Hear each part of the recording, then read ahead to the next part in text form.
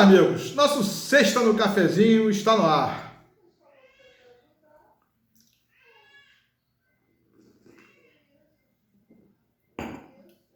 Gostaria de conversar hoje com vocês a PEC número 32 de 2020, que vem a ser a chamada reforma administrativa que o governo federal enviou ao Congresso.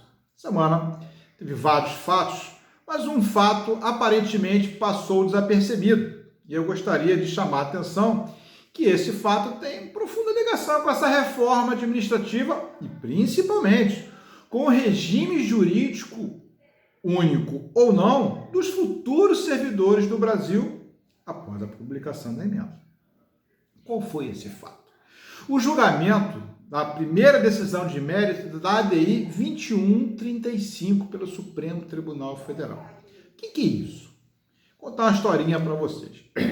Quando houve a emenda 19, em 98, devido àquela correria, porque era necessário aprovar as reformas, ao mesmo momento que passamos, importante reformar o Estado, importante municiar o Estado de novos instrumentos jurídicos, melhor qualificação, pessoas qualificadas, etc. Então, o que houve?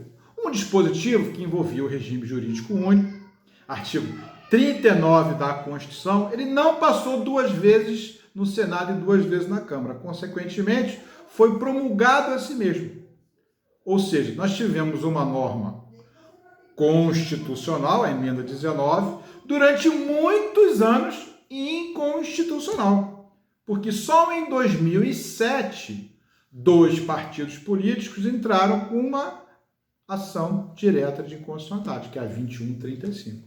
Então, de 98 a 2007, nós tivemos uma norma constitucional e inconstitucional. Aí alguém poderia perguntar, isso pode?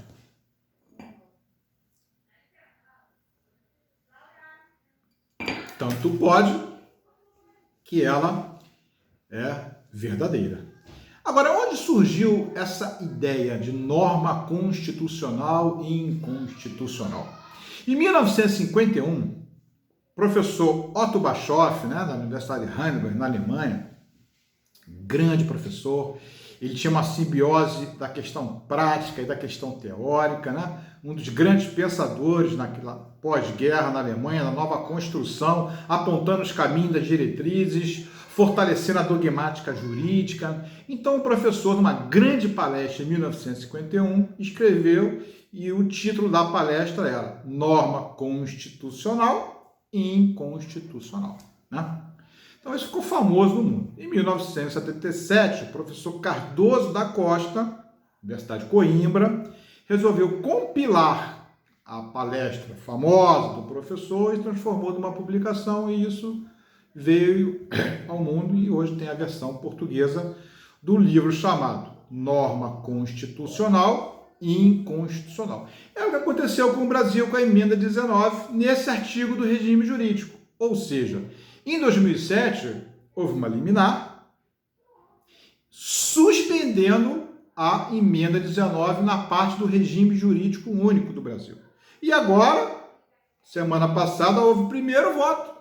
Ou seja, 2007, a liminar perdurou até agora, 2011.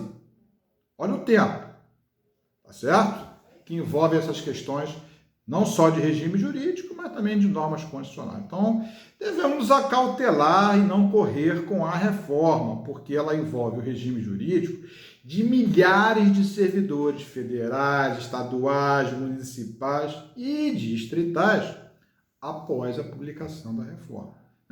Se queremos uma administração pública eficiente no Brasil, se queremos melhorar o poder público no Brasil, devemos olhar os países que já passaram por dificuldade, e também nós aqui, as nossas experiências, e melhorarmos essa proposta. E digo isso aos congressistas, deputados, senadores, que devem meditar e aprofundar sobre essa reforma.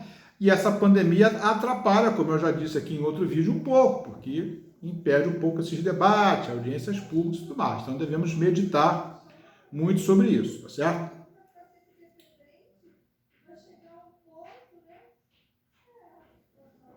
gostaria de chamar a atenção de vocês que o regime jurídico no Brasil hoje qual é?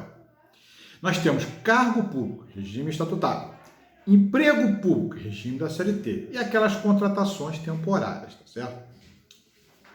Essa liminar do Supremo, ela envolvia o regime jurídico único. Então, quando veio a emenda 19, é um pouco o que está hoje com a proposta de reforma da PEC, por isso que eu resolvi fazer esse vídeo. Quando veio a proposta, eu lembrei, e essa decisão, coincidentemente nessa semana, né?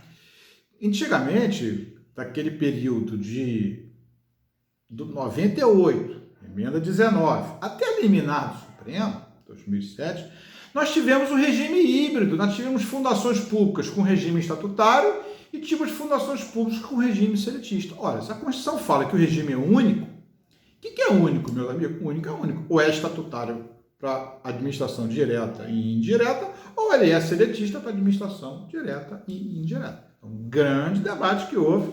Quem participou da época sabe, eu mesmo na época da reforma administrativa nova viajei muito pelo Brasil, dando palestra, dando curso sobre isso. Então eu chamo a atenção que eu verifiquei na reforma administrativa, na parte do regime jurídico, há uma supressão de duas famosas nomenclaturas que vão ser substituídas, que é a função de confiança e o cargo em comissão. Então, a função de confiança e o cargo em comissão, pela PEC 32, não vão mais existir, serão substituídas gradativamente. Por quê? Pelo chamado cargo de liderança e assessoramento. Olha, a proposta não diz que cargo de liderança é isso, né? Então, mas, pelo menos, pela nomenclatura, cargo, regime estatutário. Então, pelo menos nessa parte aí, regime estatutário. Né? Então, não vai envolver nenhuma questão de regime seletista. Ou seja, empresa pública e sociedades não serão abrangidas por essa nomenclatura que eu acabei de ler, cargo de liderar. Cargo é nomenclatura estatutária. Se você quer, por exemplo, uma empresa pública, na sociedade de economia mista, privilegiar pessoas qualificadas, não vai ser através disso, certo? Então, muita atenção com essas nomenclaturas, que elas geram muitos problemas, e não raras vezes normas inconstitucionais que a gente corre.